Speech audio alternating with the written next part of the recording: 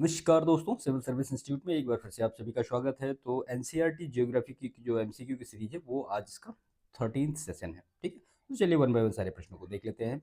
इसमें जो पहला प्रश्न दिया गया है, तो निम्नलिखित कथनों पर विचार करें। पहला कथन है कि 2011 की जनगणना के अनुसार भारत की जनसंख्या 1210.6 मिलियन थी, जो विश्व की कुल जनसंख्या का 17.5% है। दूसरा कथन दिया गया था कि भारत का क्षेत्रफल विश्व के स्थलीय भूभाग का 2.4% है, लेकिन इसमें विश्व की कुल जनसंख्या का 17.5% निवास करती है।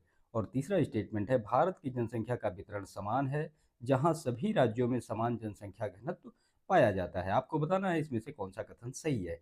देखिए, पहला कथन सही है, दूसरा कथन सही है, लेकिन यहाँ तीसरा कथन है, ये देखने से भी लग रहा है कि अगर समान जनसंख्या घनत्व तो हर राज्य में कैसे हो सकता है। जैसे जो पर्वतीय राज्य है वहाँ पे जो जनसंख्या घनत्व होगा वो ऑटोमेटिक कम होगा।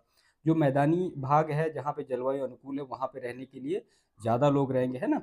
तो तीसरा स्टेटमेंट यहाँ पे गलत होगा, केवल एक और दो सही होगा। इसका एक्सप्रेशन है, कथन एक सही है। 2011 की जनगणना के अनुसार भारत की जनसंख्या 1210.6 मिलियन थी, जो विश्व की कुल जनसंख्या का 17.5% है। दूसरा भी कथन सही है कि भारत का क्षेत्रफल विश्व के स्थलीय भूभाग का कितना है, 2.4% है, लेकिन इसमें विश्व की कुल जनसंख्या का 17.5% निवास करती है।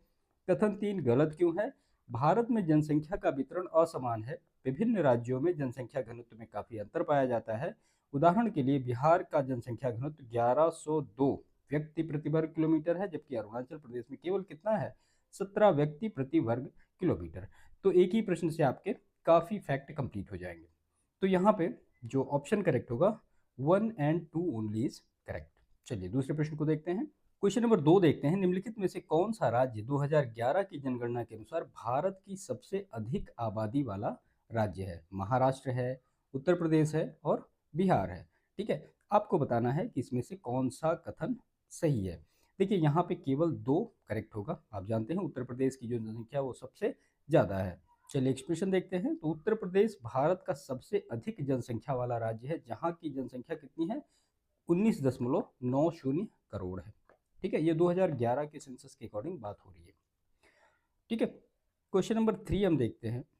Consider the following statement. Statement 1 is almost half of India population 5 state. Statement second is the 5 state are Rajasthan, Uttar Pradesh, Bihar, Maharashtra and West Bengal. And statement third is Rajasthan is the largest state in term of the area, but its contribution in term of population is only 5.5%। आपको बताना है इसमें से कौन सा सही है। देखिए, जो दूसरा स्टेटमेंट दिया गया, राजस्थान, उत्तर प्रदेश, बिहार और महाराष्ट्र, पश्चिम बंगाल, ये 5 राज्य हैं जहाँ पे लगभग आधी जनसंख्या निवास करती है। तो ये स्टेटमेंट गलत होगा। तो यहाँ पे केवल एक और तीन ही सही होगा। स्टेटमेंट दो गलत क्यों हुआ? क्योंकि 5 जो प्रमुख राज्य हैं वो कौन कौन से हैं? वो उत्तर प्रदेश है, महाराष्ट्र है, बिहार है, पश्चिम बंगाल है और आंध्र प्रदेश है। ठीक है, तो ये आप याद रखिएगा। Only 1 and 3 statement are correct. Question number 4 है, 2011 की जनगणना के अनुसार भारत का औसत जनसंख्या घनत्व कितना था? आपको बताना है कितना था। तो वो 382 व्यक्ति प्रति वर्ग किलोमीटर। तो 2011 की जनगणना के अनुसार भारत का जनसंख्या घनत्व कितना, 382 व्यक्ति प्रति वर्ग किलोमीटर, याद रखिएगा। इसके बाद क्वेश्चन नंबर 5 है, निम्नलिखित में से कौन सा राज्य 2011 की जनगणना के अनुसार सबसे अधिक जनसंख्या घनत्व वाला राज्य है, यानी highest population density according to the 2011 census. आपको बताना है इसमें से कौन सा सही है। तो देखिए, यहाँ पे बिहार का है, ऊपर हमने देखा 1107 व्यक्ति प्रति वर्ग किलोमीटर। ठीक है, तो सॉरी 1102 व्यक्ति प्रति वर्ग किलोमीटर है, 1107 नहीं। तो ऑप्शन सी यहाँ पे करेक्ट होगा, बिहार। क्वेश्चन नंबर 6 है, consider the following statement. Statement 1 is the population growth rate in India started decreasing gradually after 1981। Statement 2 is the main reason for the decrease in population growth rate in is the decrease in between 1951 and 2011 the population of the India increased from 3610 lakhs to 12100 lakh। आपको बताना है इसमें से कौन सा कथन सही है। देखिए, जनसंख्या वृद्धि दर में कमी का मुख्य कारण मृत्यु दर में कमी नहीं है। ठीक है, तो यहाँ पे कौन सा सही होगा? दो गलत होगा, एक और तीन करेक्ट होगा। ऑप्शन ए सही है। कथन दो गलत क्यों है? क्योंकि वृद्धि दर में कमी का मुख्य कारण जन्म दर की कमी है, न कि मृत्यु दर में। ठीक है, तो यहाँ पे ऑप्शन ए करेक्ट होगा। क्वेश्चन नंबर 7 है, what is the mean by absolute growth. Absolute growth का मतलब क्या होता है आपको ये बताना है, या उसको हम हिंदी में कहते हैं निरपेक्ष वृद्धि। Percentage of population growth per year, total number of population increase in each decade, and C is population growth due to migration, and fourth population growth due to urbanisation. आपको बताना है इसमें से कौन सा सही है। देखिए, प्रत्येक प्रत्येक दशक में बढ़ी हुई जनसंख्या की कुल संख्या, उसको क्या कहा जाता है, उसी को एब्सोल्यूट ग्रोथ कहा जाता है। इसकी डेफिनेशन दी गई है, ठीक है। तो निरपेक्ष वृद्धि का अर्थ क्या है, प्रत्येक दशक में बढ़ी हुई जनसंख्या की कुल संख्या जिसे पिछले दशक की जनसंख्या से घटाकर निकाला जाता है। So option B correct. Question number 8 है, निम्नलिखित कथनों में से कौन सा भारत की जनसंख्या के असमान वितरण का मुख्य कारण है। भौगोलिक स्थिति, जलवायु और वर्षा, और आर्थिक अवसरों की उपलब्धता। आपको बताना है इसमें से कौन से ऐसे कारण हैं जो कि असमान वितरण के मुख्य कारण हैं, किसके, पॉपुलेशन के। तो यहाँ पे तीनों ही कारण करेक्ट होंगे, geographical location, climate and rainfall, और availability of economic opportunity. D option is correct. तो भारत में जनसंख्या वितरण जलवायु, भौगोलिक स्थिति और आर्थिक अवसरों की उपलब्धता के आधार पर असमान रूप से फैली हुई है। क्वेश्चन नंबर 9 हम देखते हैं, according to the 2011 census which of the following states have medium population density. Assam, Tamil Nadu, Karnataka and Punjab. अब आपसे कह रहा है कि मध्यम जनसंख्या घनत्व वाले राज्य कौन कौन से हैं। तो इसमें जितने भी राज्य दिए गए, असम, तमिलनाडु, कर्नाटक, पंजाब, सभी जो है ये मध्यम जनसंख्या घनत्व वाले राज्य हैं। असम, तमिलनाडु, कर्नाटक, पंजाब जैसे राज्य क्या हैं, मध्यम जनसंख्या घनत्व वाले हैं, क्योंकि यहाँ की भौगोलिक स्थिति और कृषि उपजाऊ मिट्टी क्या है, संतुलित है। So option D is correct. Question number 10 है, राष्ट्रीय जनसंख्या नीति 2000 के मुख्य उद्देश्यों में से कौन सा सही नहीं है। ठीक है, पहला है 14 वर्ष से कम आयु के बच्चों को निःशुल्क शिक्षा प्रदान करना। दूसरा स्टेटमेंट है शिशु मृत्यु दर को प्रति 1000 में 60 से कम करना। तीसरा स्टेटमेंट है टीकाकरण के माध्यम से बीमारियों से मुक्ति दिलाना। और चौथा स्टेटमेंट है लड़कियों की शादी की उम्र को बढ़ावा देना। अब इसमें से पूछा जा रहा है कि जो राष्ट्रीय जनसंख्या नीति है उसका जो मेन उद्देश्य है उसमें से क्या नहीं है। तो जो यहाँ पे लिखा गया ना, शिशु मृत्यु दर को 1000 में 60 से कम करना, ये इसका उद्देश्य नहीं है। तो ऑप्शन बी यहाँ पे करेक्ट होगा, केवल 2।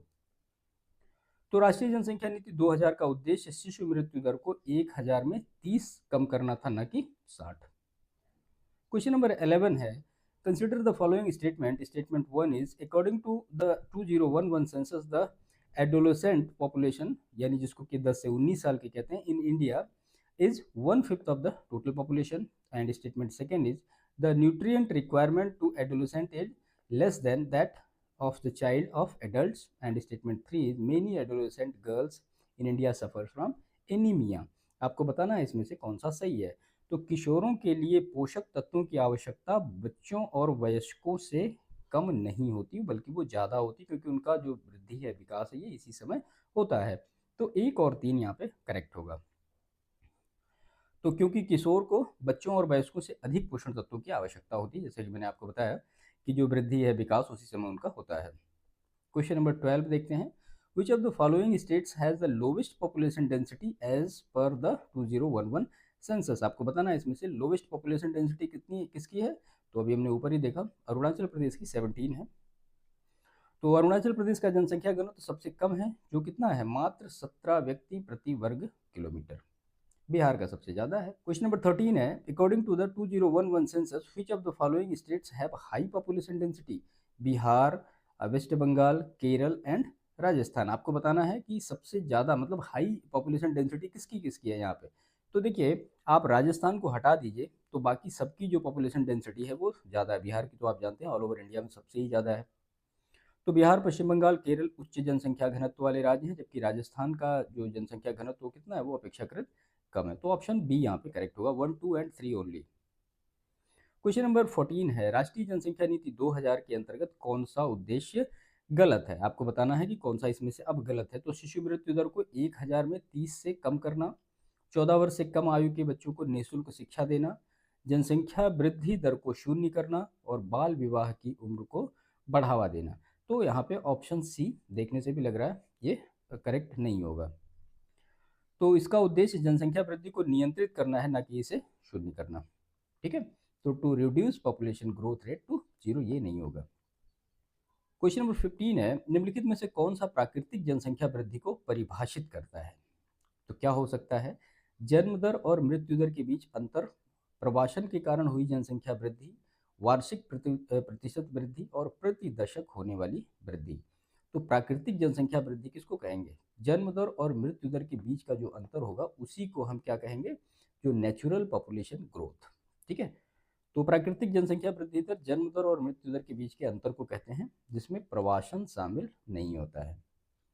क्वेश्चन नंबर 16 देखते हैं, निम्नलिखित कथनों पर विचार करें। पहला कथन है, आंतरिक प्रवासन से देश की कुल जनसंख्या में वृद्धि नहीं आती है। दूसरा है, प्रवासन से जनसंख्या वितरण में परिवर्तन होता है। तीसरा कथन है, भारत में अधिकतर प्रवासन ग्रामीण से शहरी क्षेत्रों की ओर होता है। तो यहाँ पे तीनों ही स्टेटमेंट करेक्ट हैं। ठीक है, ऑप्शन डी यहाँ पे करेक्ट होगा। तो ये सारे कथन सही हैं, क्योंकि आंतरिक प्रवासन में कुल जनसंख्या नहीं बढ़ती है, लेकिन वितरण प्रभावित होता है, और ग्रामीण शहरी प्रवासन सबसे आम बात है रोजगार के लिए और सारी चीज़ों के लिए। तो जो ग्रामीण से शहरी क्षेत्र में प्रवासन होता है वो नेचुरल सी बात है। क्वेश्चन नंबर 17 हम देखते हैं, तो भारत में निम्नलिखित में से कौन से राज्य मध्यम जनसंख्या घनत्व वाले राज्य हैं? असम, कर्नाटक, गुजरात और पंजाब। आपको बताना है इसमें से कौन सा सही है। तो देखिए, ये चारों ही स्टेट जो हैं वो कैसे हैं? वो मीडियम पॉपुलेशन डेंसिटी वाले राज्य हैं। तो ऑप्शन डी करेक्ट होगा। असम, कर्नाटक, गुजरात, पंजाब क्या है? सभी मध्यम जनसंख्या घनत्व वाले राज्य हैं। क्वेश्चन नंबर 18 है, निम्नलिखित में से कौन सा कारण भारत में ग्रामीण शहरी प्रवासन के लिए जिम्मेदार है? गांवों में रोजगार की कमी, दूसरा शहरों में बेहतर जीवन स्तर, तीसरा कृषि भूमि की घटती उत्पादकता। अब ग्रामीण से शहरी प्रवासन के लिए इसमें से कौन कौन कारण जिम्मेदार हैं? तो ये सारे ही कारण जिम्मेदार हैं, जिसकी वजह से ग्रामीण क्षेत्र के लोग जो हैं वो शहरी क्षेत्र में प्रवास करते हैं। तो ग्रामीण शहरी प्रवासन मुख्य रूप से गांवों में रोजगार की कमी, कृषि भूमि की घटती उत्पादकता और शहरों में बेहतर जीवन स्तर के कारण होता है। So option D is correct, 1, 2 and 3।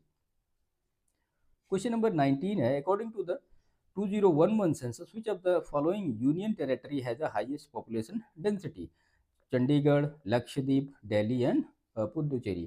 तो Delhi is also highest population density. 2011 जनगणना के अनुसार दिल्ली सबसे अधिक जनसंख्या घनत्व वाला केंद्र शासित प्रदेश है। ठीक है, यहाँ पे लिखा गया ना यूनियन टेरिटरी, तो वो सारी चीज़ें अच्छी तरीके से प्रश्न पढ़ा करिए। इसके बाद इस सेशन का लास्ट क्वेश्चन है, निम्नलिखित कथनों पर विचार करें। पहला कथन है, भारत में जनसंख्या वृद्धि दर 1981 के बाद धीरे धीरे घटने लगी। दूसरा कथन है, यह कमी मुख्य रूप से जन्म दर में गिरावट के कारण हुई। तीसरा इसमें है, मृत्यु दर में वृद्धि भी जनसंख्या वृद्धि के में कमी का कारण है। आपको बताना है इसमें से कौन सा सही है। देखिए, मृत्यु दर में अगर वृद्धि हो रही है तो वो जनसंख्या वृद्धि में कमी का कारण कैसे हो सकती है ना?